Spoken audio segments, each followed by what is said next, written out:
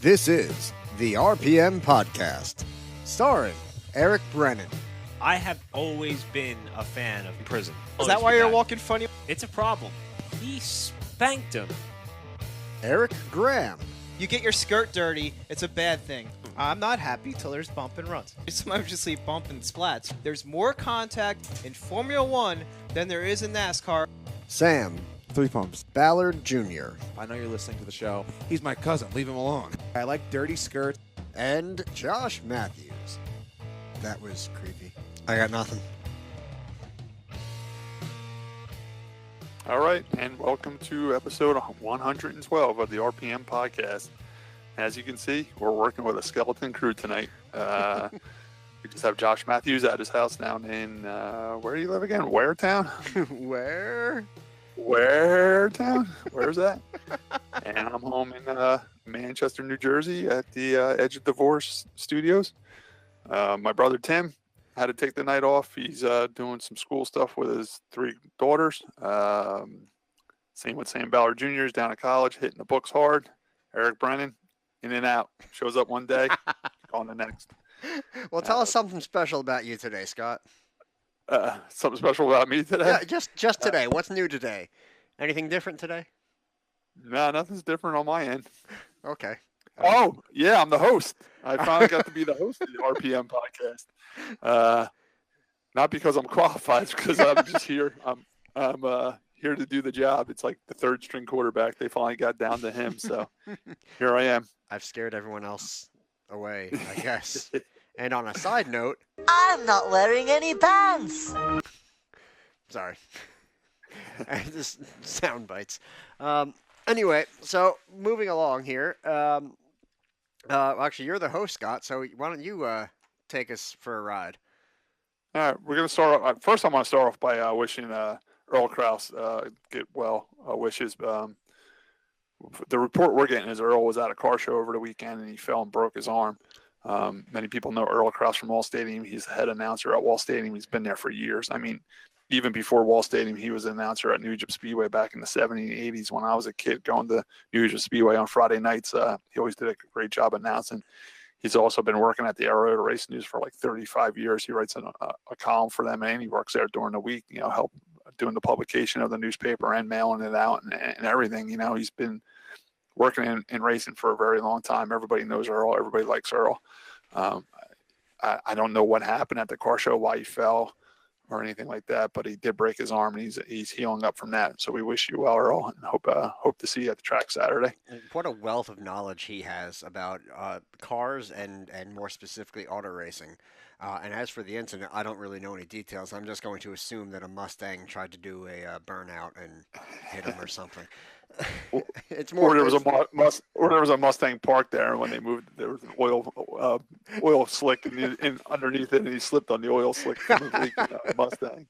But dang it, Chris what the Gall. real cool thing about Earl is, though? Not only does he know everything about racing, he knows everything about even the lower tier guys and the guys that don't win. Like when my father passed away, he had records of my father racing all over the place and pictures. He's got, of course, Aero Race News has a great archives of articles and pictures.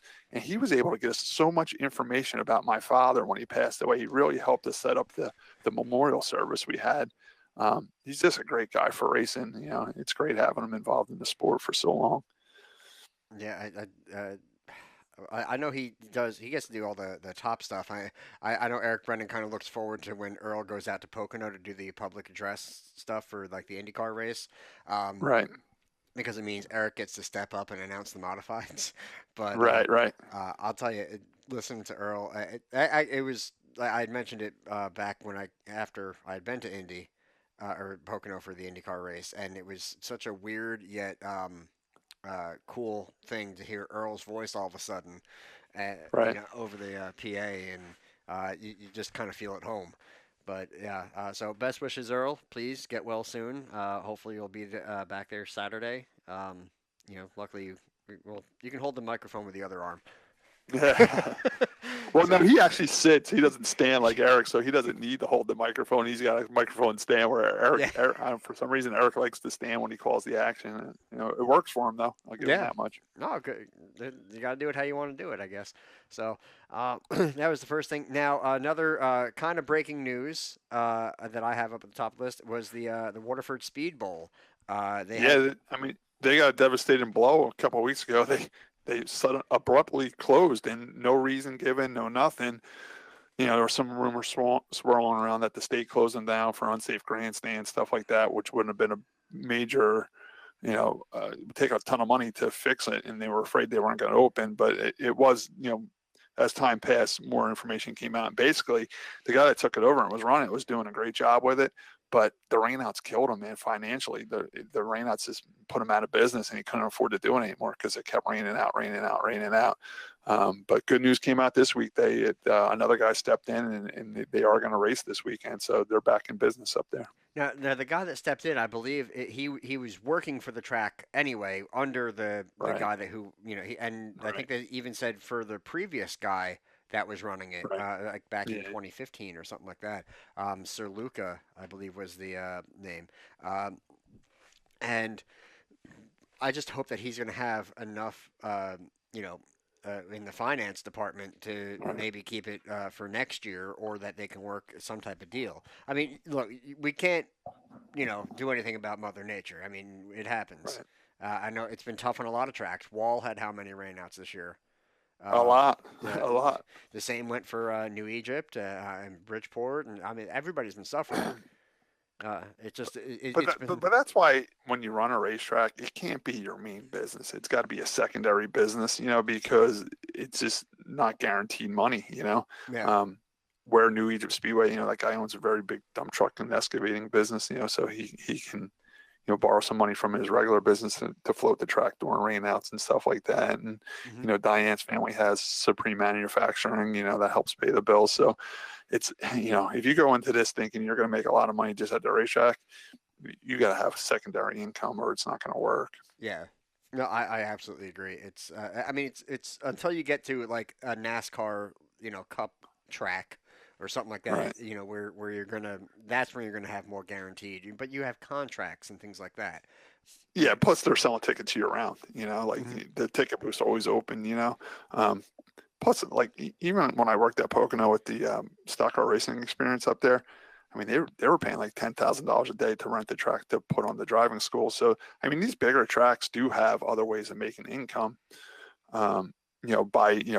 They have road courses set up and they have car shows and they rent out to schools and promotions like that and stuff like that. Where Well, the if they short tracks are yeah, limited. exactly. And I mean, I know Wall has, green flag driving experience, Right. but they usually do it Saturday morning before, practice for everybody Right. else. So if it's raining Saturday, chances are it's gonna be raining all day, and then they're out as well.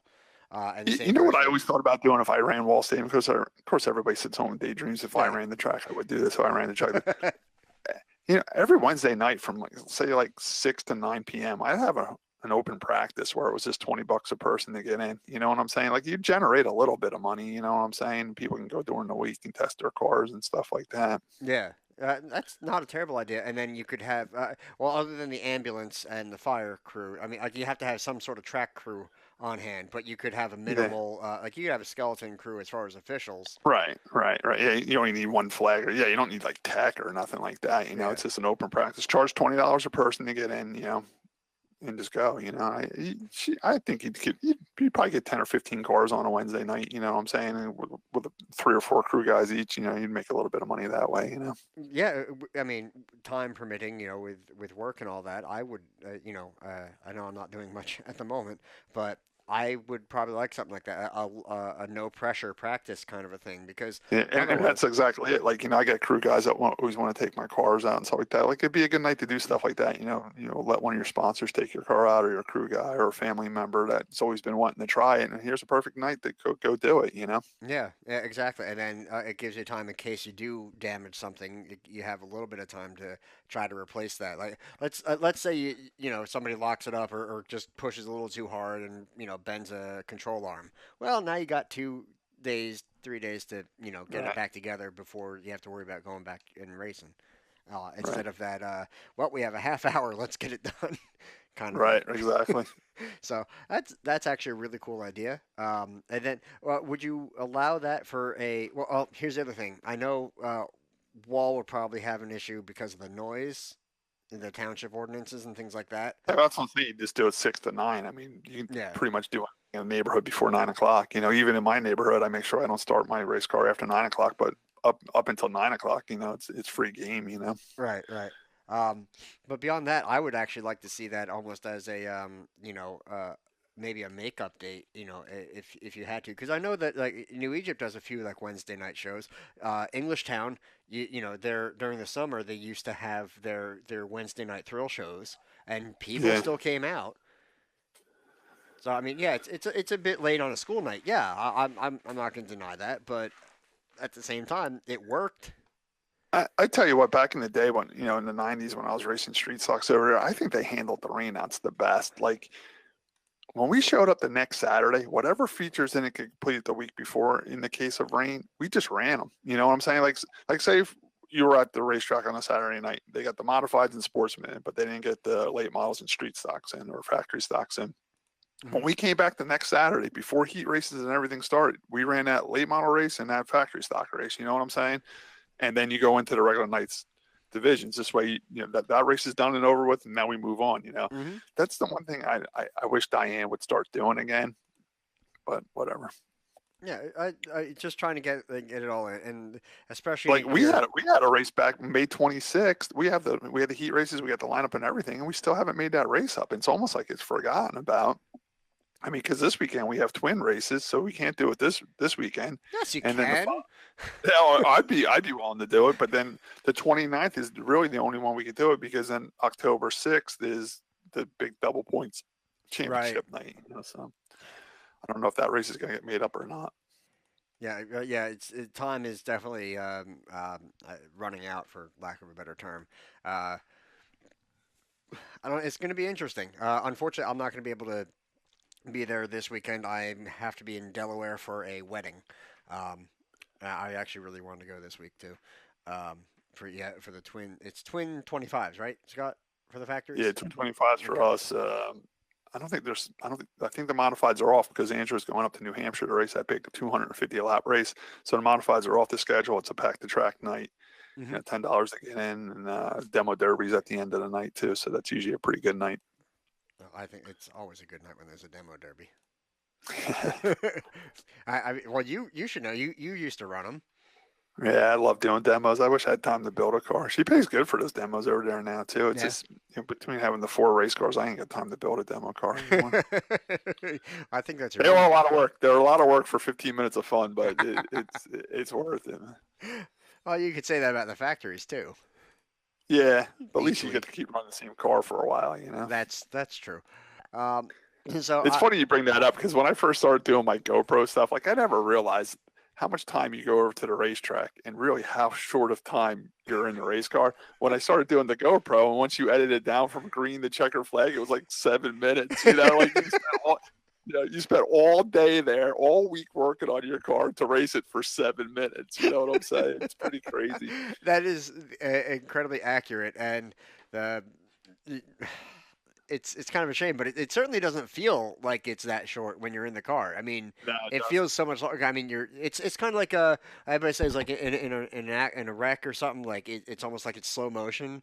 Like right. your brain is so active that it feels Yeah. like it's a half hour at least that you're out there. But then again, sometimes you look up and you're like, man, it's 2 to go already. Like this race flew by. I had that happen in an enduro once or twice, where you kind of just get into a rhythm, and like after the first, let's say 10 or 15 laps, you get settled in out of these 100 laps you got, and you just eventually, you know, you kind of just fade off, I guess, and then you come back. Right. Oh wow! Wait, halfway? When did that happen? Oh, Sam's saying something. I'll get back to him in a minute. Anyway, so we're gonna head into NASCAR first. I think the big news is Brian France pleading not guilty to the DUI and drugs. Yeah, I really didn't see that coming. I thought that was a shut and close case. I mean, he hasn't said a word since the day it happened. It looks like he met with his legal team, and they said we're pleading not guilty. I don't know how you plead not guilty when they find pills on you and you're drunk, but he's got a lot of money. He's got good lawyers. They might be able to fight it. We'll see what happens. I mean, hopefully it comes out good for him, but we'll see. I think it's going to be one of those. I think that he's doing that to get more of a plea deal kind of thing. Right. Like it'll get all right. Well, if we limit this and we just say this, I don't know. I mean, is there a road to recovery for NASCAR owners? It's just funny that he's on the other side of it now. He goes back to the Jeremy Mayfield thing, like he's saying the same stuff that Jeremy Mayfield was saying, So now, he's kind of getting a taste of his own medicine, I guess. Right. Now, I mean, the thing is whether or not he had a prescription for the that was it oxycodone whatever it was. And then as far as the drinking, what are you gonna? And what he blew, I mean, he was like, it's not like he was close. He was like way, way over, like double. You know what I'm saying? Oh, yeah. I mean, they're going to say that the equipment was faulty and they're going to have it tested. Yeah, the last one was the last time it was calibrated and stuff like that. I mean, he's got good lawyers. They're going to win a little bit, but he'll still get something. I think they're just going to push it and make it as much of a pain in the ass for the police department as possible to hopefully make the prosecutor's office just say, oh, forget it. Because of a headache, but yeah. So that. Do you think he'll ever come back and work in NASCAR then, or do you think this is it for him? The thing is, the fans already hated him, right? So now they just hate him more because they're like, oh, he's on drugs, and So, but here's the thing: what's to say that he hasn't actually still been in charge? Yeah. I'm sure he's still going to say in it, but this might be the perfect way to get him a little out of the public eye, Yeah, so I just think it's going to be he may not officially be getting a paycheck or anything like that, but I think that he's still able to, over the shoulder to was his brother that took over? Yeah, I don't know, cousin, brother. Yeah, whichever other family member it was. I apologize, my brain is. But I think he's going to be more over the shoulder. No. Make it this or do that. Or, so he won't have the title. He's just going to do it, and he's going to bark the orders. It's kind of like that whole, the crew chief can't, is suspended. Well, what's to stop him from making a cell phone call and especially nowadays, you don't even need to be at the track. Call it. I mean, the TV might have a slight delay, but I mean, he could be up in the stands or something like that, and it's just the same idea. He could be making the calls from elsewhere. I got a few friends that are in the fire department, and their fire chief is in control of the fires, and they're saying now with technology, they can literally be sitting at the firehouse making the calls through technology that they have, to do what, and it's kind of the same way with the race teams with the crew chief. He doesn't need to be there anymore. You know what I'm saying? I agree completely. Moving on from that, the trucks. The one story I want to mention is young driver Justin Fontaine announcing. Would you call it a retirement, Scott? I think a financial surrender. I would rather say.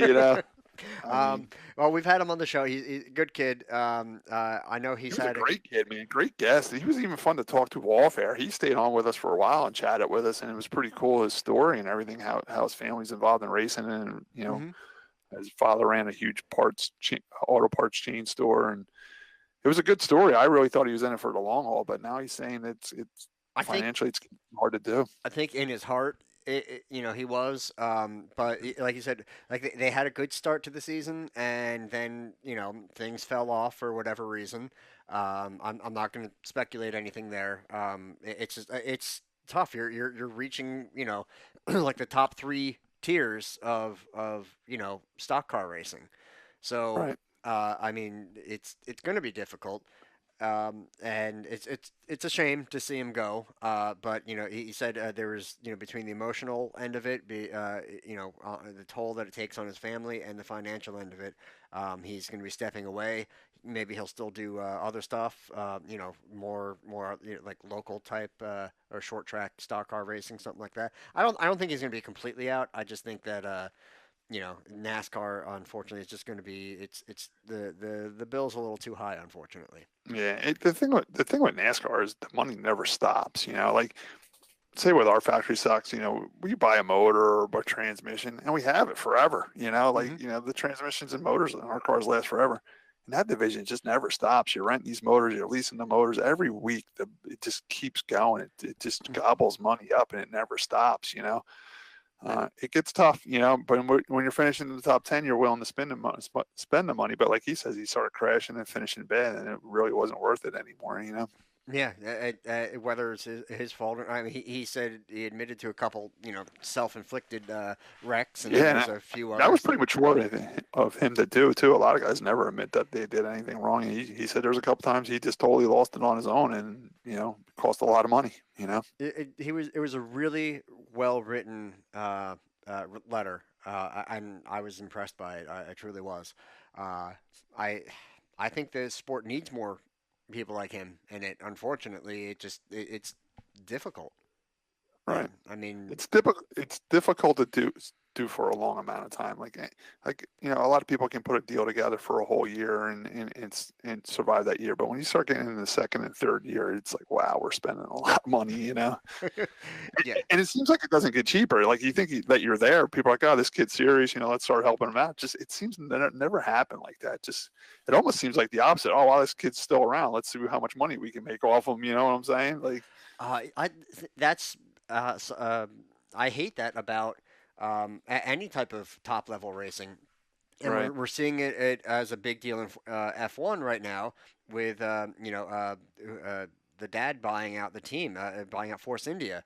Uh, it's what you bring, what kind of finances can you bring uh, to uh, to our team to keep us Yeah. going because sponsors aren't cutting it anymore or this or that. And I was actually on my way home today thinking, I wonder how many other like really awesome, truly talented drivers are out there, but just because they don't have the finances, will never be known or will never see on Tons. TV. Tons. And it's just you have to have that luck of, and it's one of those things. I don't think Dale Earnhardt Jr. was the worst driver to ever run in NASCAR by any means. Did he have a championship? No. I mean he wasn't the best. I think he's held a little bit higher than or as being a better driver than he actually was. But I don't think he was bad. But if it weren't for his dad, he might not be known. Where between money and notoriety, where do you get into that? Um, it's It's funny you bring up Dale Jr. I went to Florida this weekend. We flew down to Disney for 4 days, and on the plane ride down and the plane ride home, I'm reading this book called Earnhardt Nation, and man, it's a great book about the Earnhardt family, and it talks a lot about the business side, the performance side, the race side, the family side. It talks about everything, and it's really a great book. If Josh has brought up Dale Jr. If you want to read a great book about the whole entire Earnhardt family, Earnhardt Nation, the full throttle saga of NASCAR's first family. It's a great book to read. You should check it out. It talks a lot about what happened to the businesses after Dale passed away and their relationship with Teresa and him going with Hendrick and his partying lifestyle and now that he's an older guy and how he's maturing, he doesn't party as much. It's just a great book, man. It's got right. some great stories in it. There was one. Speaking of Dale Jr., there's actually. Well, we'll wrap up the trucks real quick. Grant Enfinger gets the win, which is he's joining Justin Haley as in the first three race round of the 2018 NASCAR Camping World Truck Series playoffs. It's too much. They need a different sponsor. It's just too long to say. Yeah. Xfinity Series. It was really cool to see that DC Solar car doing a donut on the DC Solar logo on the infield. That if you want to get your sponsor on TV, Right. That's one way to do it. It's great when things line up like that, you know. I mean, that's why they spend their money, you know. It's great that that worked out for them like that. It's rare that it does, you know. I Yeah. mean, I remember Kyle Busch saying one time, like, they went like forever without winning with that Interstate Batteries paint scheme. Like every time it was on the car, he wouldn't win, you know. And you know, he wins it all the time, but for some reason that he couldn't get that Interstate Battery sponsorship in Victory Lane. And when he finally did, they announced how many races they went with that paint scheme without winning. Every time he won, he was in the M&M's car, not the Interstate Batteries car, you know. Yeah. And it was a big deal when he finally did make it in, you know. But sometimes that works the opposite way too. Like I've seen the Interstate Batteries car win like the XI 300, you know, another batteries coming, just like, you know, Jeff Gordon winning the Coke 600, and he's a Pepsi guy, you know. Yeah. So Oh, I love that. sometimes it works out good for you, and sometimes it's the total opposite. Yeah. I don't. It's. I wonder. Do you think that the sponsors might pump in a little extra money on the weekend that they're sponsoring a race to try to maybe see if you can't get that win? I mean, I'm pretty sure they're giving you everything you need already. You know, I don't think they gave you anything extra, but where the extra pressure comes from is I'm sure DC Solar probably had a lot of customers there, a lot of employees there. I'm sure there's a big hospitality going on before the race. So you know, the pressure mounts. I'm not saying they give, you know, they might give the team 100,000 a race or something like that. And it's not they're going to say, well, we're sponsoring a race, we want you to do better. Here's 150,000. I don't think it works that way, but Okay. I think it's just more hospitality and more stuff like that going on to put the pressure more on you, you know. Okay. That's I remember when we were kids racing with John Blewett III. He had that golf deal when he was driving for Mario Fiore, and we were at New Hampshire one time, and they had like 500 golf employees there and customers from gas stations all in the New England, and he had to do a big autograph signing and hospitality tent, and they bought like frisbees with golf racing on them and shirts and everything they hand out. Like it was a big deal, you know. And John, he went out and won that race, and that was pretty awesome. Oh, it gets everybody so excited. I mean, especially when you get the not even a casual fan, like a non-existent fan, somebody takes their friend, like, oh no, trust me, you're gonna enjoy this race, and you know they know nothing other than Dale Jr.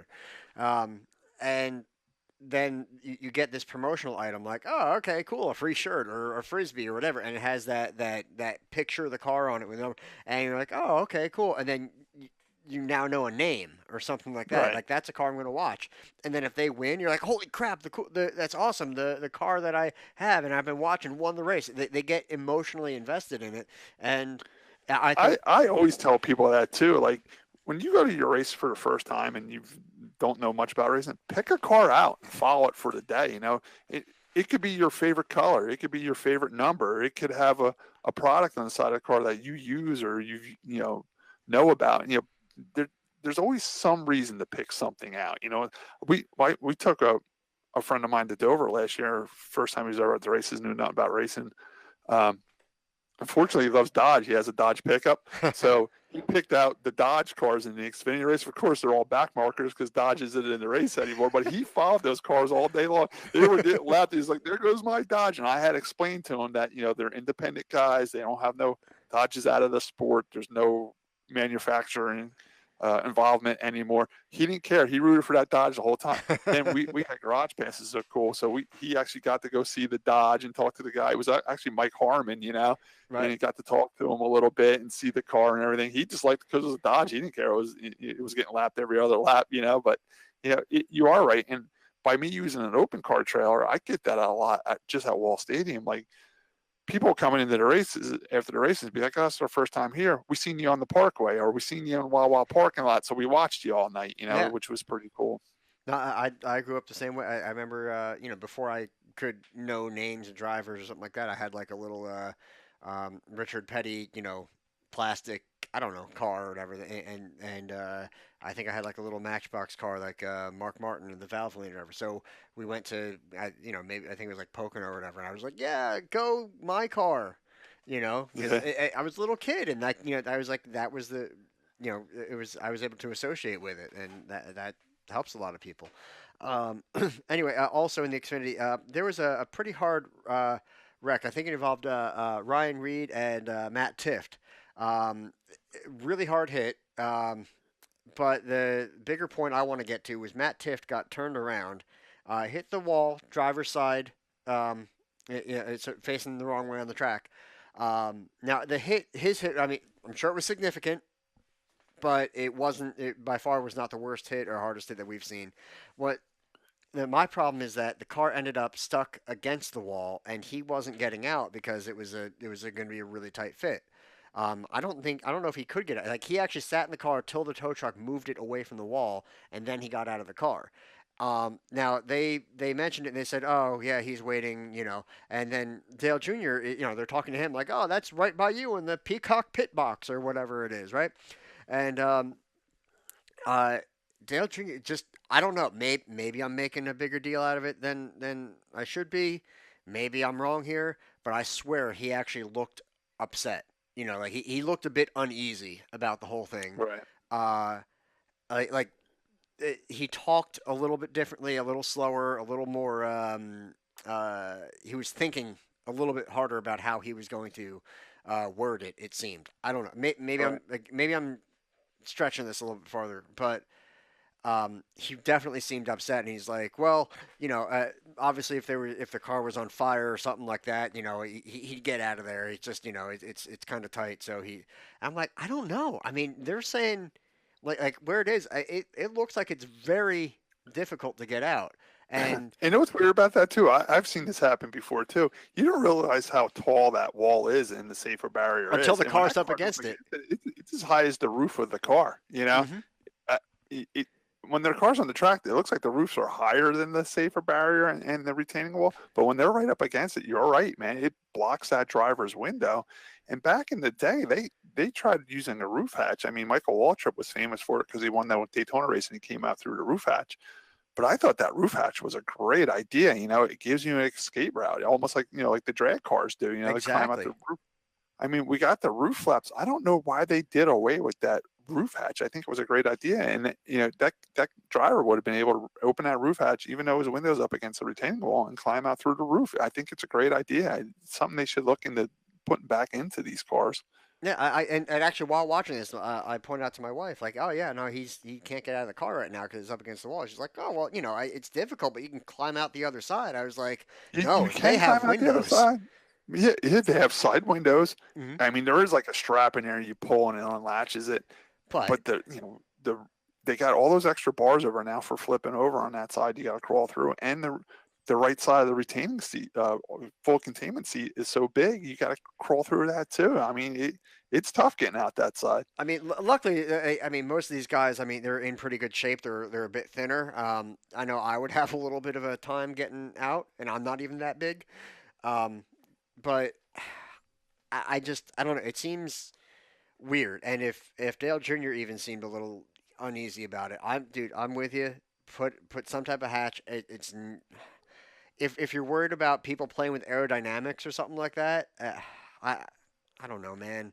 It just it it bothers me that Yeah. again it's It's something. the second time we've seen it this year too, because Mhm. it happened earlier in the year. I forget who it was, and they were just able to squeeze out, and it was a struggle for them to get out of the window between the wall. And then when they were on it, they almost had to climb like the catch fence to get Back back down on over. the track. It's just like I really like the idea of the roof hatch. I think that's the answer, and I think it's something they need to go back to. Yeah, because I'm not saying they should lower the wall by any means because No, that no, they're talking about making it higher. Remember, they're talking about doubling them up now, so you yeah. don't get into the catch fence. So now it's more reason to have the I have no roof idea hatch. how people are going to see the cars at that point, but Mm. that's, you'll have to watch everything from TV. You can't go and see it live because you won't be able to see the But cars. But you did put in our notes that Priest wrecked someone. Was that the race was that a wreck he caused, or was that a different wreck? He looks like he got a little loose or got maybe there was like an arrow issue. It wasn't entirely him. It wasn't like him taking out somebody on purpose. Um, I just like putting it in there that way. Yeah, But yeah. the I forget who he bounced off of and sent the guy down into the grass, and you would have thought it was Dukes of Hazard, man. Like that splitter hit the grass, and that car launched up into the air, and all of it, a handful of inches, but the car was up in the air and then landed and then spun and all that. I mean, the guy's day was done. The splitters are a problem. The grass is a problem. Well, maybe the splitters are making the grass a problem. I think in the future, like, say if you looked in a crystal ball and you look down the road 20 years from now, I think there's going to be less and less grass around racetracks, and they're going to look back at the old days and be like, I can't believe they raced that tracks with grass in the infield. I think Yeah. the grass is a safety concern. Back when I was a kid, I remember the whole backstretch at Daytona used to be Yeah. grass, and they used to cause flips and everything. And now that's all asphalt, and it helps it. Well, the cars are slowing down a lot better because they were able it's all to rods down a skid. lot better. You can't dig into it and flip. I think grass is a problem at these big speedways, and I think come in the future, they're gonna, people, like my grandkids are going to watch racing when they're 20, 30 years old, and I can't believe they used to have grass in the infield back then. I think it's going to be another safety thing that's going to go away in the future. Yeah, they are looking at artificial grass. I believe one of the tracks has it. They mentioned. I don't have it pulled up. I apologize. But they're looking at doing more tracks with this artificial grass that may not tear up so easy or have them dig in quite like that. So I mean, even if it's not fully paved, maybe put some astroturf or something in there, and hopefully it helps. I don't know.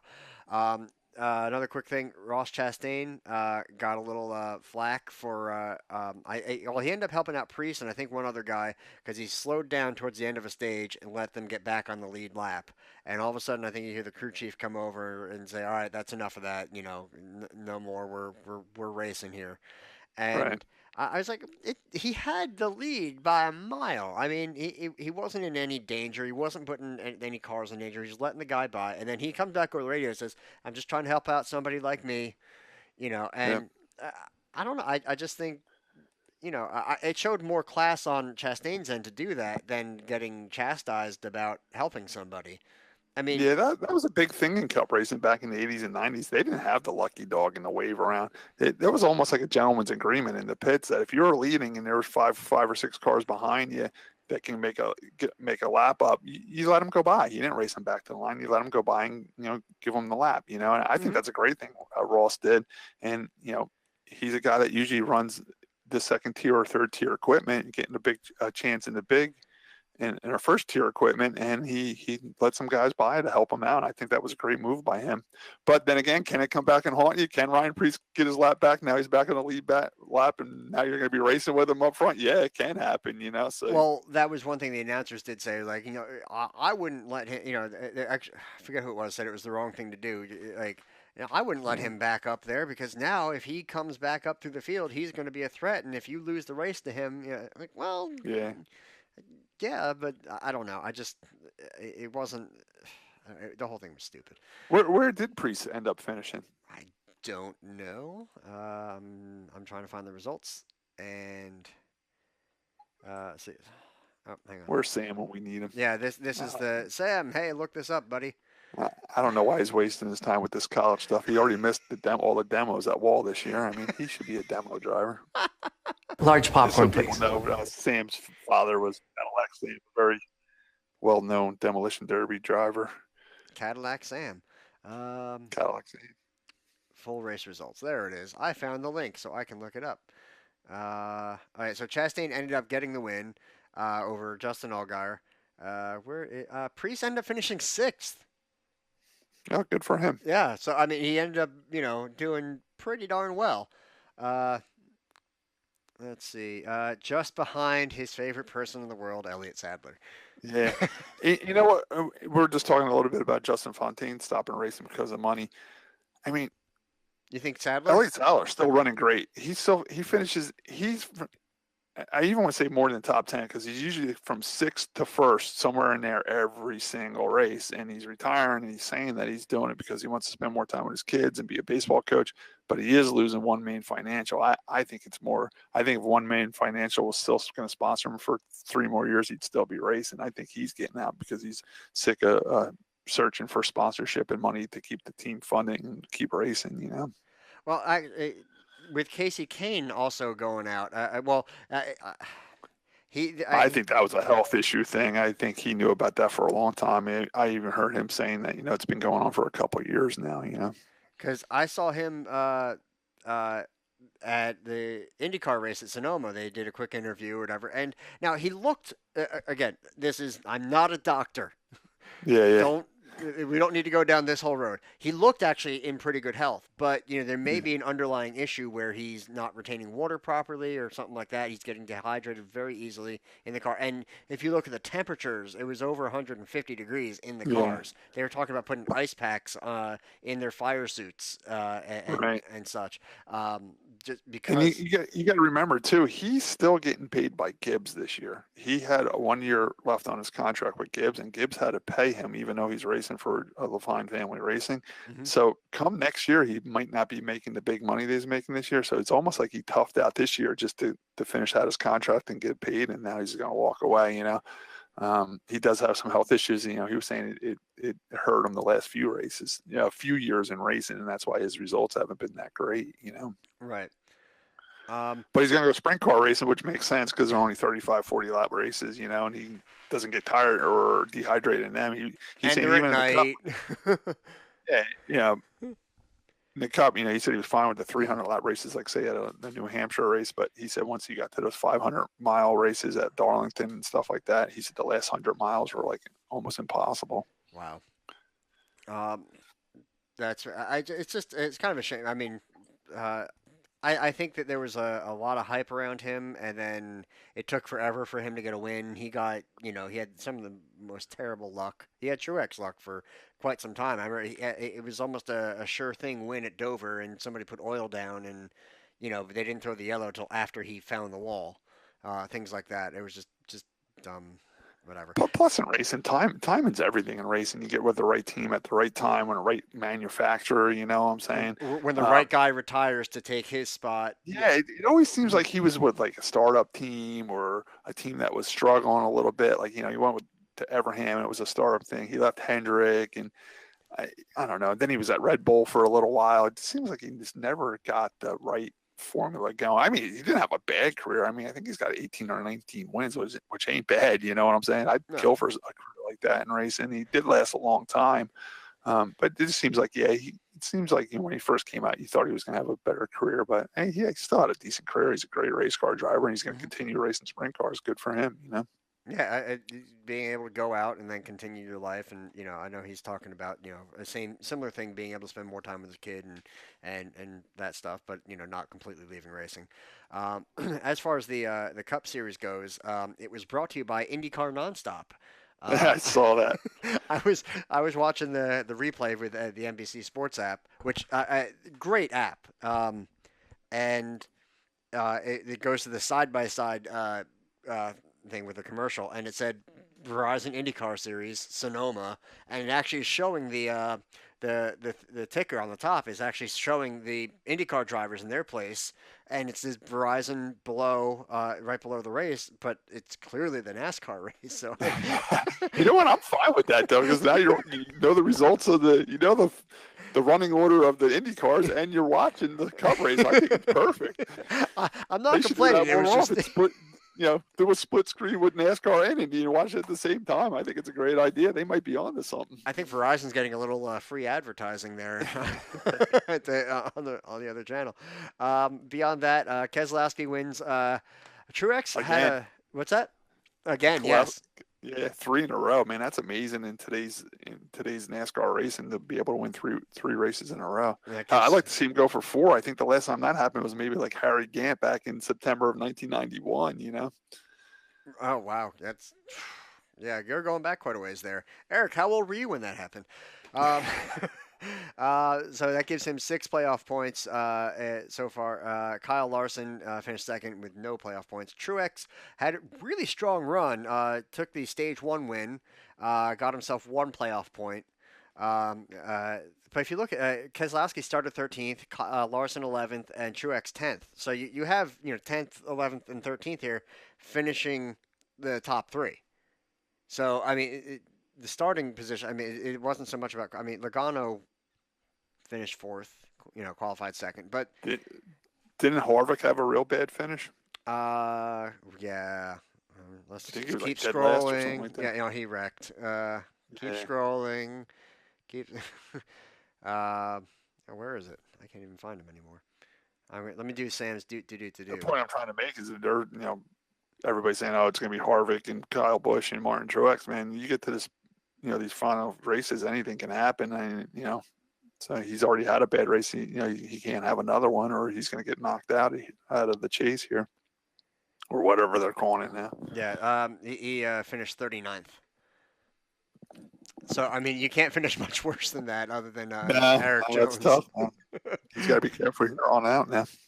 Yeah, it's well. I mean, no, he's got to make the next one count. That's all. I mean, when you were watching the race Sunday, I'm kind of curious what the crowd was like, because if you remember, right, this is the race they pulled from New Hampshire and brought out to Las Vegas, and I heard people were complaining that it was really, really hot there, and it was tough watching the races during the day.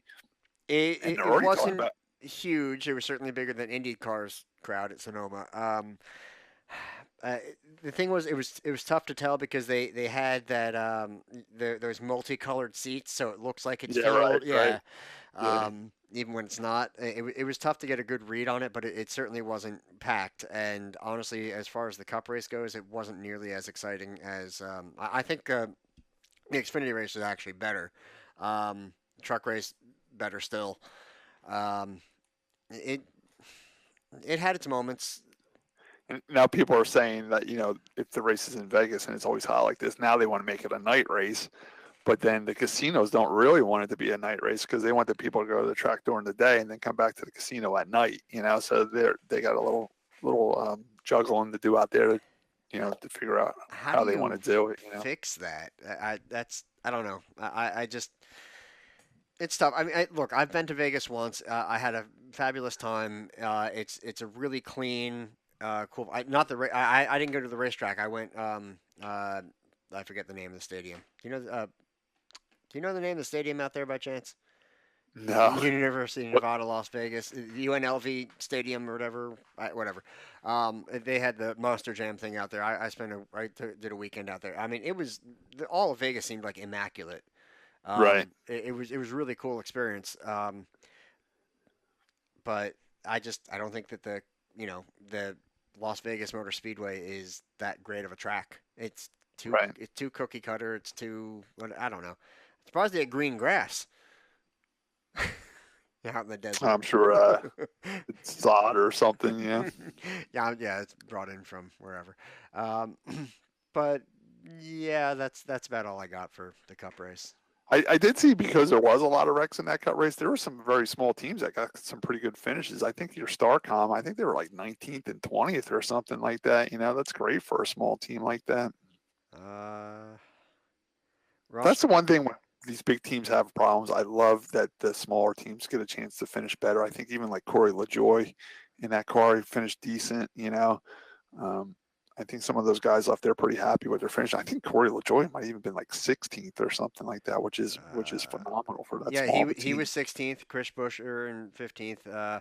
Allmendinger in 14th. Trevor Bayne, who we haven't heard much from in a while, 13th. Oh, really? He finished 13th? Yeah. And they already announced that he's not coming back to that team next year, so it's going to be we're going to have to wait and see what happens to Trevor, if he's going to be out of the sport or find another ride. But by him having that good finish, hopefully he can find something for next year. Speaking of people that are leaving, Daniel Suarez finished 8th, Ryan Newman in 9th. Oh, wow. And Paul Menard got a top 10. All right. Yeah. See, that's what I mean. Some people have bad misfortune, but it helps some other people out have a good race, and it's good to see some of the smaller teams have a good race. Yeah, no, I agree. It lets it change up, lets them have a good weekend, and a little extra something to go to the slots with. When in Vegas. Yeah, right. So anyway, we're gonna see how it goes. I mean, it's a long playoff. It's a debilitatingly long playoff. I know the Xfinity and the truck guys, they don't have as much time. It's much shorter. We're gonna see how that plays out. I think it's too early to tell. I think Truex has a shot. Certainly does. I mean, it was third is still a very strong finish. Plus, he got the bonus point for the stage win. Harvick's still going to be a threat. You can't throw somebody out just because of one bad finish. I think that's what it's going to come down to. So Right. anyway, we're going to go on to IndyCar. Sonoma. This is their end of the season. It was down. You had 4 people eligible for the championship. You had, uh, excuse me, Willpower, an unlikely one, did not get it. Scott Dixon, who would not have had any chance. Oh no, where'd Scott go? Scott I'm left me. still here. I lost you. Ah, I hear you. I don't. I don't have your video. Anyway, There we go. Scott Dixon did not have the best race in Portland, but he was incredibly lucky, getting caught up in a lap one wreck, but only getting a tire mark on the nose cone, which allowed him to save his championship hopes. He ends up going on, I think, finished second at Sonoma and gets the championship. So most of the race, not the most exciting. About halfway through, there was a lot of wheel banging, a lot of trading places. Alexander Rossi, right on lap one, um, had an issue. He ran to the back of his teammate, broke the wing, cut a tire down, a whole mess there. Pits, goes all the way back to the rear and ends up coming up to, I believe it was third or fourth, challenging Dixon for that position. Didn't get close enough to do anything, but what a comeback he made to try to get that championship. It was, as far as coming down to the points, it was between those two. It was a nail biter in that sense. Um, it certainly was a pretty decent race, especially the halfway point. They seriously were shoving each other out of the way. There was more contact than I saw in the Cup Series. One of the coolest promotions I ever seen a racetrack do. It was a couple of years ago, but they were at Sonoma and they drove the Indy cars across the Golden Gate Bridge. Did you ever Okay. see that? That was pretty cool. Yes, yeah, yeah, I did see that.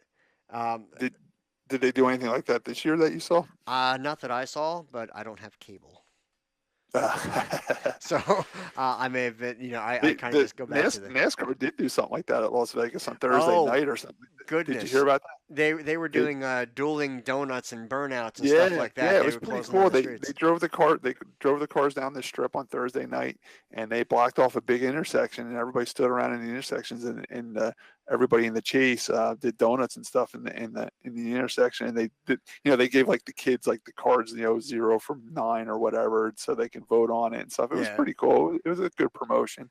that NASCAR reminds me of more of something they that. did in New York a few years ago, where they brought the cars down the street. But I guess people were saying, like, no, it'd be great if they did the same thing in New York and put on a show and let them do some burnouts. But I guess there was people were saying that there was an issue with, they didn't want the cars to be too loud Yeah. in the city and this and that. Like, well, you're there to put on a show. Yeah, yeah. And New I guess York Vegas is, it's a little easier to do that, but it was pretty cool, man. There was a lot of people lining the streets to watch it, and I think that's a great way to get the people back to the tracks and get them involved in NASCAR. And like I said, Indy did it that one year where they drove the cars across the Golden Gate Bridge. I thought that was really cool too. yeah. The IndyCar can do some really cool promotional stuff. It's just sometimes they just shoot themselves in the foot. Um, the Where other, did my buddy Marco Andretti finish out there? Did he have a good run to end the season or no? I have to look that up. I did a poor job of researching this. I watched the race and forgot where he finished. Um, da, da, da. Anyway, I saw that one of the big problems for Will Power, even he was kind of a long shot um, for the championship, but he could have tried to make it up with qualifying or for the first time in I don't know how long he qualified outside of the top six, um, and that certainly hurt him because off the start is huge, um, and just yeah, not his race. Where is it?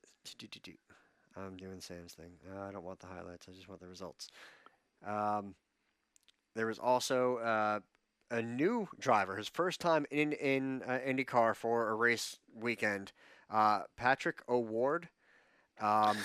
See, that's a little crazy in my eyes, man. You come to the very last race when the championship's going to be decided and stuff. That's pretty gutsy move, but Yeah. It. But at the same time, if you're going to test a guy out, maybe yeah, that's go ahead, start on next year. Throw him out there.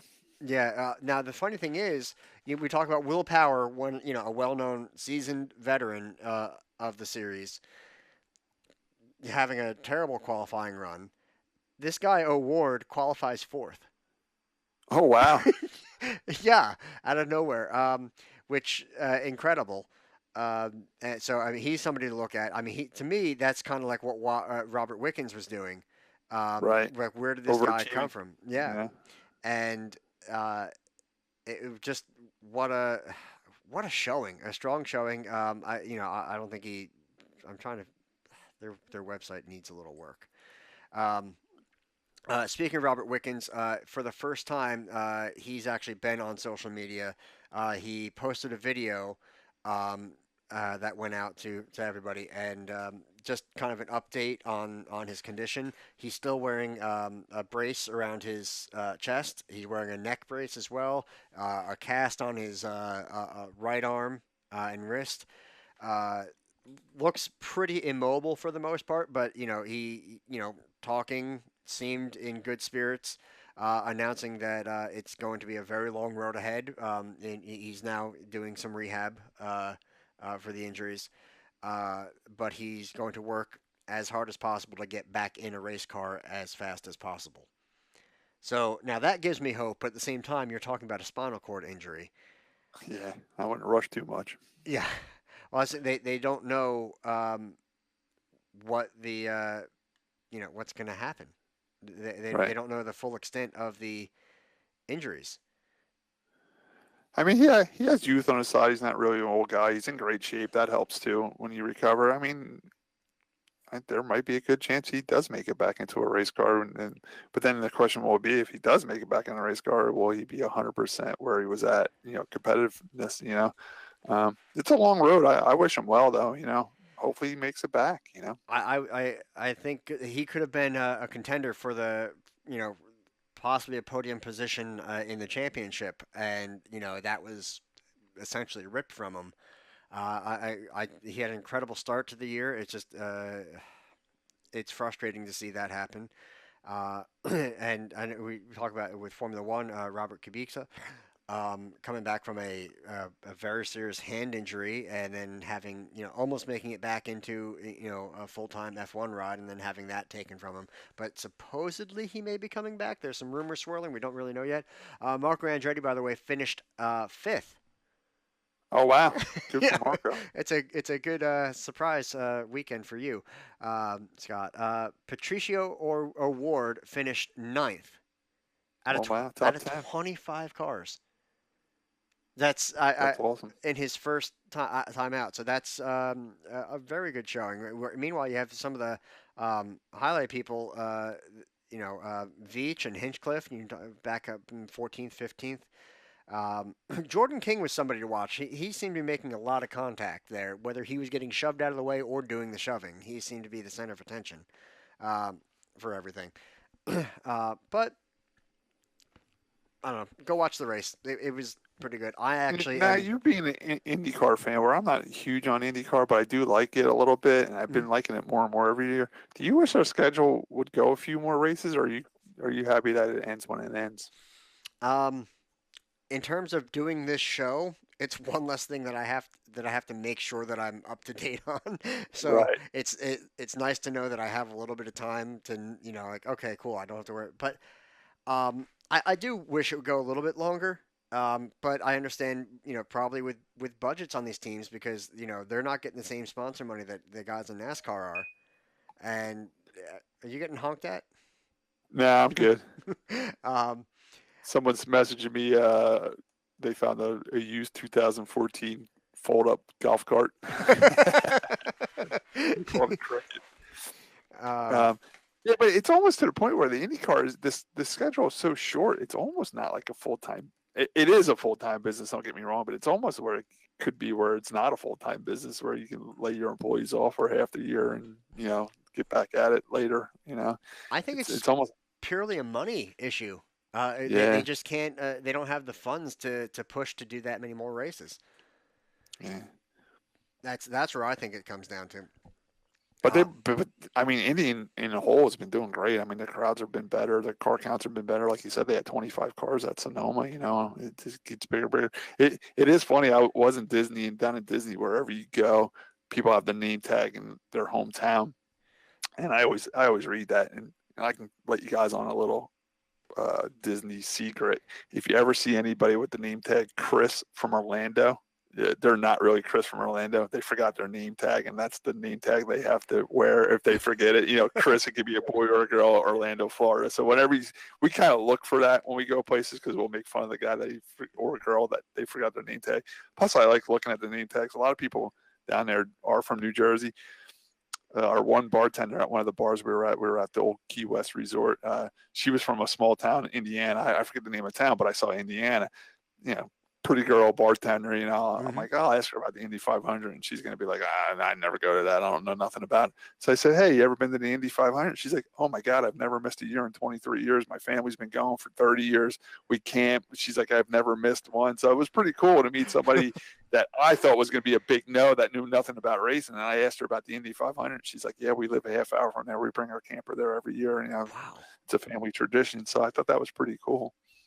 That actually is well. It's like what you were saying, I think last week about, and no matter where you go, there's somebody that knows something or been involved with racing somehow. Yeah. I actually want to get the mayor of Waretown on the show in the near future because he used to work in the pits with some of the guys that raced at Wall Stadium. So it just cool. Yeah, it just what a small world it's been. IndyCar, I think overall they've been making improvements. I'm already looking to renew my tickets to go back to Pocono next year. Are you getting yelled at? No, I don't know what that was. I think my cats are getting yelled at. To go back to the IndyCar race at Pocono next year. I had a good time. I mean, yeah, there was a dark cloud over it because of Wicken's injury, but still, it was quite an experience, and I'd like to go back. They won me over on that. The race wasn't the best, no, but and then the one downside with Indy was the new air package, which has been seemingly working well, especially at like Mid Ohio. They did screw up Texas. That race wasn't as good as it should have been, but we're going to see what the future holds. I know they're looking at their windscreen thing, and there's a lot to come. But in the meantime, congrats to Scott Dixon. 5 championships now in the series. I think it was an Andretti that he's now tied with. I believe so. I can't remember. These are the stats I need Eric Brennan for, and then I need Sam to look up where everybody finished so I can. I haven't used a single sound effect yet because I'm trying to. Anyway, moving on from that, Formula One in Singapore. Was anyone robbed this year? Did you hear anything? Not that I heard of, no. Okay, was a year, 1 year, 2 years ago. One of the drivers and some of the crew guys were leaving someplace. They actually got like held up and robbed. Geez. Yeah, because. Yeah. I mean, that happened at Indy too with the I forget. I think it was Dario Franchitti. He went to Taco Bell after he won the pole position. He got robbed while he was sitting in line there. Yeah. Nobody's safe anywhere. Now Esteban Ocon was out on lap 1, and it wasn't even like your typical turn 1 kind of pileup that you're used to seeing. It was actually turn 3. Ocon had a run, went on the outside of his teammate Perez, and Perez just ran kind of wide and bounced Ocon into the freaking wall. Broke the suspension, and yeah, and it wasn't like he was, at just his tire. He was alongside of him, like their front wheels touched, and he got shoved off into the wall. So there's nothing worse in motorsports than wrecking on the first lap. This picture, you traveled all the way to Singapore to race. You were there all weekend, practice, qualifying, all the hype and everything. You go out and the very first lap you're out of the race. It's the worst, even with the short track racing. It's the worst feeling in the world to wreck on the very first lap of a race. I think we've all been there at some point, unfortunately. Right. I'm sure it happens sooner or later to everybody. Yeah, it's just what a shame. But I was thinking as he was sitting in the car, taking the steering wheel off, I was thinking the exact same thing, Scott, where you did all that prep, all these crew guys, everything. The guy sitting there with the tire warmers to the last second, things like that, and now it's all over the start packing up and going home. Like it's just, Yeah. I that is one of the most helpless and frustrating feelings. Now the announcers were saying, "Oh well, probably not the best position to put your car in and stuff like that." Like, almost trying to blame Ocon for it. It's like he had a run on the guy. What that there's a risk going in. But there's a risk on every turn. You never know when your tire's gonna suddenly blow out or something fail. I don't know. Anyway, then Perez was at fault again later, as far as I'm concerned, with an incident with Sirotkin, who also kind of got in the way of a few other drivers throughout the race as well. I mean, it was again not the best. I will say Singapore's a cool race because it's at night under the lights and watching the F1 cars flash by under the lights is it's a What really time was pretty it on race. here? Because I was flipping the channels. I think it was like midnight or 1 o'clock in the morning. I'm like, man, is that the race right now? Was it on really that late in the country here? Yeah. But I think it was like midnight, 1 a.m. Sunday morning. Yeah, Yeah, yeah. because of the location. But uh, it's a pretty race. It's just not as exciting as it should be. Other than there was another moment. I think it was Sorokin again, as well as Roman Grosjean, where they were fighting for position, and the leaders were coming up on them. So they got the blue flags, but they were side by side. They were actually seriously side by side racing for position, and then they get penalized because they didn't listen to a blue flag. I'm like, but you're racing for position. The leader's gonna have to find his way around you at some point. You don't just stop racing and get in line. I mean, Scott, you come up on you're gonna lap two guys. Now, if Okay. let's say me and I'm trying to pass somebody, all right, if I'm directly behind him or whatever, and all right, blue flag, all right, cool, you go by, then I go back to but I'm gonna still go as fast as I can to race the guy I'm racing, but I'm gonna give you room. But if we're Right. side by side already, like if I'm side by side trying to complete a pass and then you're coming up, I usually when that happens to me, I kind of scope out the lap before who the car is trying to pass the other car, and I'll follow the guy that's trying to pass the other car because I'm assuming he's faster. hmm That did happen to me once this year, and I was more mad at the guy that the lap car was trying to pass than the guy that was trying to pass the lap car, only because he was still racing him. I'm like, well, let the guy in front of you so he can get down. It's almost like he was trying to pass him so he can get down and I can have the lane. You know what I'm saying? yeah. I just went with the faster car of the two and had to wait a lap for him to clear the car so I can get by.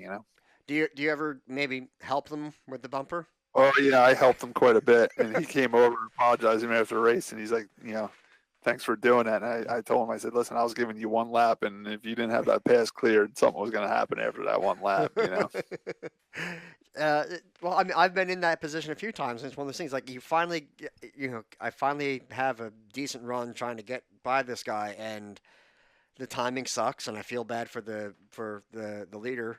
But at the same And, time, I don't want to just lay over and give everything I right. worked And for. that also goes by how far of a lead the leader has too. If he has second place right on him, then you better get out of the way. But if he's got like a straightaway lead on second place, then you have a little bit of time. You know what I'm saying? So I think lap cars also got to pay attention not only to where the leader's at, but where second place is to the leader. If second place is right on his bumper, then you better get out of the way. If the leader has a good straightaway or 10 car length lead or whatever, then you have a little time to play around. You know what I'm saying? Yeah, it's about being aware of your surroundings Yes. is what it comes down to. Okay, yeah, it's a tough thing, and I understand the leader being pissy because he wants to go. I also understand the other guys are legitimately fighting for a position, and they're not just screwing around. They're fighting for their own thing. I've Um, never really complained about lap traffic. Those guys have every right to race. I have a saying in racing, hey, that guy paid $35 at the back gate too to race. He's there to race. the guys further back in the pack do have their own race going on. You know, they are racing for position with whoever they're racing with. I'll get you back here in a second. It's okay. I'm enjoying the charcoal screen I have now. And I don't know why it keeps doing that, but I think it's something on your end. Yeah, of course. Yeah, blame the There producer. you go. And I kind of enjoy lapping cars. I always say that. I think passing lap cars is fun. It just makes the racing more fun. I don't know why. I've never complained about lap cars. You know, they're fun. You know, you have a lot more experience than I do in that. yeah.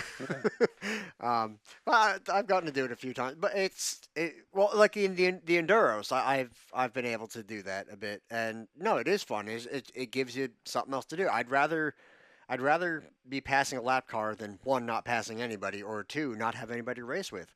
But then again, there's been times I was leading a race and I can see a gaggle of lap cars coming up, and then the caution comes out. It's almost like a quick relief. It's bad because it bunches the field up, but then it clears the track of lap cars too. So, you know, there's been times I'm like, oh my God, how am I going to get through all those lap cars? And the yellow comes out, and I'm like, okay, that helped. You know what I'm saying? I was set for a top 5 one night, and I got screwed by a lap car who didn't know that he was a lap car, I'm going to assume. And they were yelling at him to get down, and he didn't. You know, but I was like, okay, cool. They're yelling at him to get down, so he should. And I went to the high side thinking he's going to move down, and he didn't. And I got freight trained. So, Right. but what are you going to do? It happens. It's racing, and you know, it's not like it amounts to much. You know, look, I had fun while I was out there. That's what it comes down to. Moving on to the local stuff, we have. Englishtown. They had their big diesel trucking nationals, which was really just a big truck show because there was no racing. So there wasn't a drag strap? They weren't Nope. using the drag strip? No drag racing. It was a big truck show, and they had monster trucks. Where did they do the monster trucks at? On the drag strip? Yeah, the same, you know, in the grass on the side like they normally do. Okay. Yeah, so you could fill in the grandstands and all that. I didn't get any pictures to see what the crowd was like. I know I didn't go. I'm not gonna lie. I don't want this to sound like track bashing, but I didn't go because there was no drag racing. There was going to be just Right. monster trucks, and it's an hour drive plus the cost of admission and all that. I did want to go down to Bridgeport because they had monster trucks the same night, and so kind of competing shows. Both are a sucky drive for me. Not gonna lie. I tell you what, though, I know Englishtown's on phasing its way out, but they really promoted this racing Night of Thrills. I mean, I went in the Blue Ridge Junkyard, and they had huge posters in Blue Ridge Junkyard. I mean, I was on the New Jersey Turnpike last week. They had billboards on the New Jersey Turnpike. They really put a good effort into advertising this show. Do you know if the crowd was good or? I was looking for some pictures or maybe to see if the stands were full. I did not see anything, unfortunately. So But really there was can't one say. crazy thing on. There was one crazy thing on News 12. They actually saved a cat. I'm a cat person. Me and Nancy did a cat rescue thing.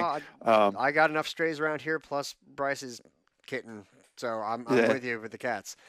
If people haven't heard that, you know, when monster trucks come to town, they usually get junk cars from area junkyards. Well, the monster truck went over a Toyota Corolla, I think it was a Toyota Camry, and people in the grandstands saw there was a kitten in the car. The monster truck actually jumped over it, and the kitten was fine. And everybody started screaming in the grandstand, "Save the cat! Save the cat! Save the cat!" And they actually stopped the monster truck from making a second pass. And the track crew found a kitten in the car. They said it was a 5-week-old kitten. It's a tuxedo cat. That's what my cats are, tuxedo cats. We have a thing for tuxedo cats here. Mm-hmm. And 2 women that actually saw it happen and got the track to stop the monster truck actually adopted the cat. Oh, that's awesome. Yeah, they adopted the cat right on the spot and took it home, and they named the cat the Showstopper. They had to stop the show to save the cat. I just want to, they were spectators. I just want to give out their names: Samantha Hansen and Melissa Pfister. I want to thank them for saving that cat's life and adopting the cat and taking the cat home with them. So that's awesome. Yeah, it was pretty cool. It's a good story from the racetrack. I no, that's a very positive thing, and that's definitely something that came out of that, and I'm glad that they were. It's weird. It's the craziest things you'll ever see, but no, it's awesome that they took care of it and like you said, adopted it. So props to them. Um, as for Wall Stadium, factory stocks had the week off because they're prepping for their Twin 25s coming up next this weekend. Um, the modifieds, Stephen Reed takes the win, followed by Andrew Kraus, Jimmy Blewett, Chaz Okerson, and Roger Koss. Um, Surprised to see Blewett back in third, Yeah. um, but still finishing in the top three. So, um, as for the limited late models, Shannon Monjo gets the double win because they had double features, twin 25s.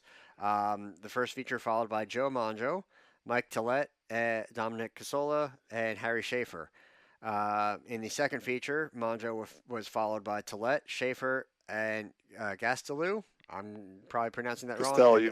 Castellu Craig Costello. and then Casola. Um, the Legend cars had twin 25 features. Both were won by Mike Alcaro.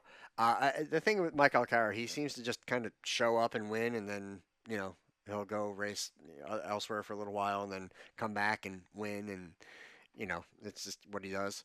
Uh, in both features, he was followed by Nick Van Wickel.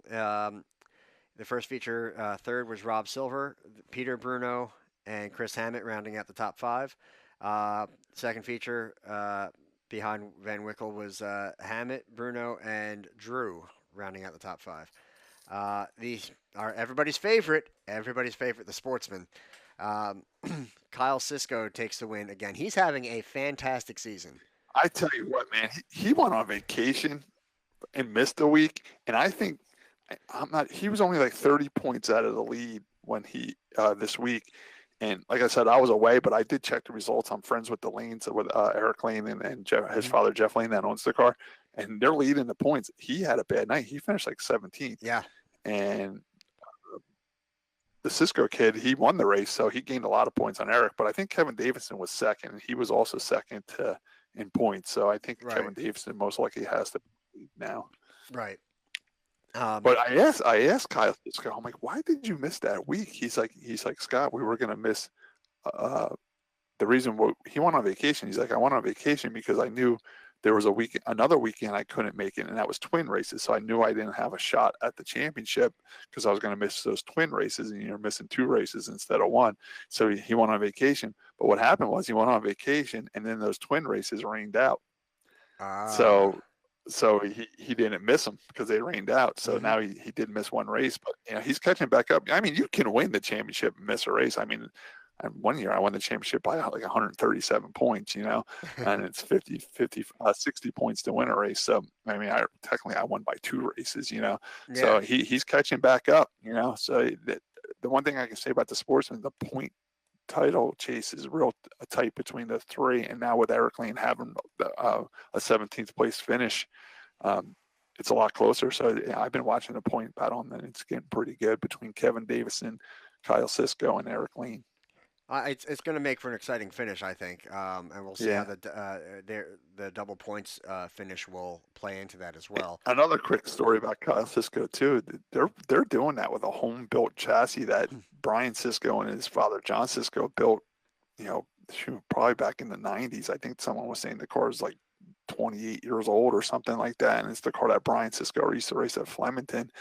So it's a home built chassis. It's a family car that's been in the family for a long time, and Kyle's doing a great job with it. I also now Stephen Reed went the opposite way. He's been running the family built chassis up until a few weeks ago. They came out with a brand new Troyer car to compete with Jimmy, and it finally paid off for him, and Stephen got the win. So yeah. No, that's a good point. Sometimes it's about getting the car to bend the right way. Right. As we all say. That's Rich Maggio's famous line. And one night I wrecked, and I was real disappointed the chassis was bent. He just looked at me. He's like, Scott, sometimes they run better after you bend them. Just go home, set the caster camber, straighten the toe out, straighten the fender out and the bumper out, and come back. And sure enough, man, not lying. Next week I came back and I won the race, and he came over. Was like, "See, sometimes you got to bend them, show them who's boss." So that was pretty cool. Yeah, I think unfortunately mine's bent the wrong way. Um, Yeah, when you're going down the straightaway and you let go of the steering wheel and the car turns to the right, it's bent the wrong way. When you're going down the straightaway, you're supposed to be able to let go of the steering wheel and the car turn down in the infield. So that's one way to test if It's it's more bent the goes right way or straight not. and just doesn't turn properly when you want it to turn left. I think so. It's getting. I don't know. We'll see what happens with that. So yeah, Kyle Sisko again takes the win, followed by Kevin Davison, Mike Brennan. See, one of the Brennans actually shows up. Jared DiGianni Tommaso and Michael Rising in fifth. Uh, it's they have a good car count, 21 cars. Yeah. The modifieds at 14, which other than Which is decent for that time, this time of the year. yeah, that you got to figure out what cars are left and as far as damage and who's running for points. Especially some of the guys may be like, well, we're definitely out of the points, so they may take a Yeah. weekend off. The kids start school. Kids are playing football now. Some people miss it for that. But me and Right. Nancy we're wondering how many factory stocks we're going to have this week. I think we're going to have a ton. We've been off for 2 weeks with the rain out and the scheduled week off, and we're going into a twin race. I think we're going to have a ton of cars there this weekend. Is it good? Well, the factories consistently have 18, 20 cars every week. Yeah, we've been over that. We've been like 23, 24 every week. I Mhm. I don't know why. I say this every week, so don't go by what I'm saying. But I'm like, there's going to be 27 cars there this week. But we for some reason there's always somebody new there, but then somebody else doesn't show up. You know what I'm saying? So Yeah. we're always around the 23, 24 mark. Oh, it's always entertaining just watching the factories try to get staged or get lined up when they call them down to the track because they don't really even all fit on the track. You guys still sitting on the ramp. Yeah. Because I mean, you have a lot of cars and they're big cars too. Yeah. I know the legends they can kind of cram them all down there, but yeah, it's been a hell of a year for the factories. And more like Tim, your brother says, more and more people are sticking around to watch, and Right. it's building. It's rightfully earning its place. So Right. I just hope it continues. So I wish I could be there. Going to be at a wedding down in Delaware. On the bright side, I get to take the ferry ride. So I'm looking forward to that. But I'd rather be at the track. Um, no offense to my friend who won't watch this. So anyway, I think that about wraps it up for us today or this week. Unless you have anything else to add, Scott. I also want to say that if the weather holds out, the weather's been a big problem. On Sunday, me and Nancy will also be racing the dirt cars down at Bridgeport. It was scheduled for Friday, but they're doing like a big weekend for the micro sprints down there. They're running Friday and Sunday, so they asked the 8-cylinders if they can come Sunday instead of Friday. They like running us after all the micros because we kind of rut the track up a little bit on them. So that race got moved from Friday to Sunday night. So it's going to be Nancy's debut on the dirt down at Bridgeport. So we'll be there. I got a great racing weekend planned. Twin races at Ball Stadium on Saturday night, and then an 8-cylinder Enduro race on dirt down at Bridgeport on the quarter mile. So I got a great racing weekend ahead of me. Now she raced dirt once before, right? Was that You Big tried Johnny? it at where was it? No, it was Grandview. She went to Grandview. Grandview, but they totally soaked the track down, and she did not like it one bit. I told her to try to tough it out because it does dry out after about 25 or 30 laps, but it was horrible. It was the worst track I was ever on. It was like grease. I mean, we were sliding down the tracks. I was 3 laps down on the first 5 laps because everybody slid sideways and blocked the whole track, and Well, I had to stop. And when I stopped, I slid down in the infield and got stuck in the mud. That's how wet it was. So she didn't like it. The good thing about Bridgeport is they don't wet the track down or nothing like that. As soon as their features are over for the micro sprints, they send us out. So she'll have a good track conditions to try the dirt down there. all right. Your audio cut out for a second, just for about a second, and then then it came back, but now your audio is lagging way behind your video, which is really weird. But Is it all caught up now? Yes, now it's working. Okay. I also want to mention the ATQ MRA, Joey Bailey getting the win, back-to-back wins at Mahoning Valley. I'm hoping to have him back on the show at some point in the near future as well. We talked about Did you possibly. see? Did you see on their web page on Facebook, on their Facebook page on the Joe Bailey has a car for sale. I wonder if that's the car he's been winning with and why he's selling it. It can't be. You. Well, I guess you It could did say. say it did say multi-feature winning car, Joey Bailey's car. I mean, I don't know what the car he's been winning with recently, or if it's that car, I, but he does have a car for sale. if it was me, I wouldn't be selling a car that I've been winning with. Like I know Joey Helberg did the same thing. He built a new car and sold his old one. But yeah, I remember for a while he was telling me like, man, that old car was just Yeah. the same thing. It was just bent the right way. I, Yeah. quit while you're ahead, maybe. Yeah. I don't know. But again, congrats, Joey. Eric Brennan is in love with you. He wants to share hot dogs with you. Okay. um, anyway, uh, that's really all I got there. So with that, Scott, what have you learned today? If you're at a monster truck show, check the cars before you crush them. There might be some wildlife in there. Speaking of that, I own a towing business and I tow cars all the time. I towed a car for Paul Hartwig, the world famous Paul Hartwig, one time. I picked it up at Ronnie Buck's house and brought it to his house in Freehold. And when I got it there, it was filled with cats. Paul, it was like a parts car for a race car. When we got it to Paul's house, it had cats and kids in it. So he was stuck with like 7 cats. And he did give some away, and he did keep some forever. So definitely check your cars when you tow them. What else did I learn? Yeah, so check the cars for cats at monster truck shows. I learned Cars that for for Cats. sure. That's gonna be our new thing. We need like a logo with that. Screw that Cars for Kids thing. That's a scam. You got to go for Cars for Cats. I'm sorry. Um, Today I learned that fold-up golf carts are called crickets.